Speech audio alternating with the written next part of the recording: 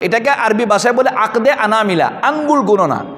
এক, দেখছেন আমার দিকে তাকান, কি এক দুই, এই যে এটা এখানে লাগতেছে, এটা এখানে লাগতেছে, যখন এই ছোট আঙ্গুল কনিষ্ঠ আঙ্গুল লাগবে এক, এটা কত, এরপরে মধ্যমা লাগলো তিন, ঠিক আছে, কত হয়েছে তিন। এই পর্যন্ত গণনা আপনার জন্য সহজ, এরপরে আর পারবেন না সহজে।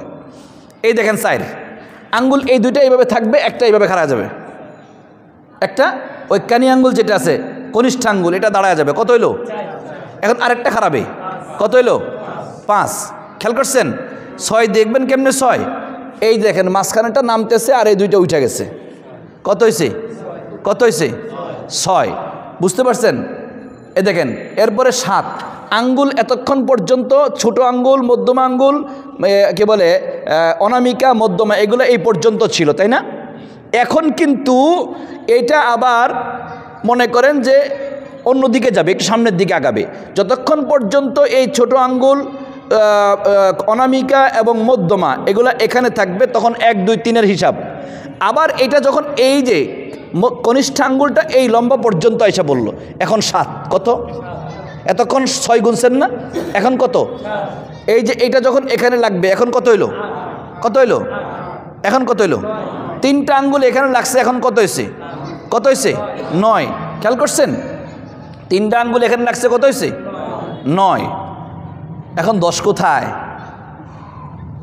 10 কোথায়, আঙ্গুলগুলা ছেড়ে দেন, ছেড়ে দিছেন, এই যে 10 দেখেন, এই শাহাদত আঙ্গুল আর বৃদ্ধাঙ্গুল এটার সাথে কানেকশন হবে। বৃদ্ধাঙ্গুলির মাঝ বরাবর একটা কড়া আছে না, এই কড়াতে গিয়া শাহাদত আঙ্গুলের মাথাটা লাগবে, কত হয়েছে, কত হয়েছে 10, বুঝতে পারছেন। এটা হইল সুন্নত তরিকায় আঙ্গুল গুনা 10। এখন দ্রুত দেখায় দিই, এরপরে 11-12 দেখাবো না, ওইটা ওই তরিকায় হবে। এই যে 20, খেয়াল করেন মধ্যমা আঙ্গুল আর শাহাদত আঙ্গুল এই দুই আঙ্গুলের মাঝখানে বৃদ্ধাঙ্গুল ঢুকছে, কত হয়েছে, কত হয়েছে 20।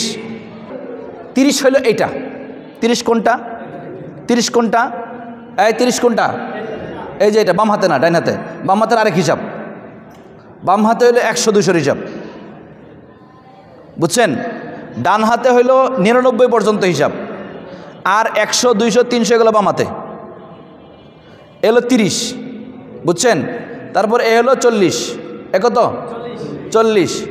এই যে এখানে যেটা দেখাইছিলাম, অর্থাৎ বৃদ্ধাঙ্গুলির মাথা এইখানে শাহাদত আঙ্গুলি গোড়ায় লাগবে, এটা 50, কত 50, আর এক করা উপরে উঠবে 60, আর এক করা উপরে উঠবে 70, পাইছেন।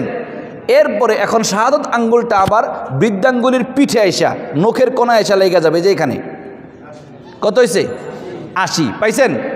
এই যে হাদিস শরীফের মধ্যে যে আসছে 90 ছিদ্র করবে, 90টা কত, এই হলো 90। এই যে দেখেন শাহাদত আঙ্গুলটা বৃদ্ধাঙ্গুলির গোড়ায় লাগছে, দেখছেন।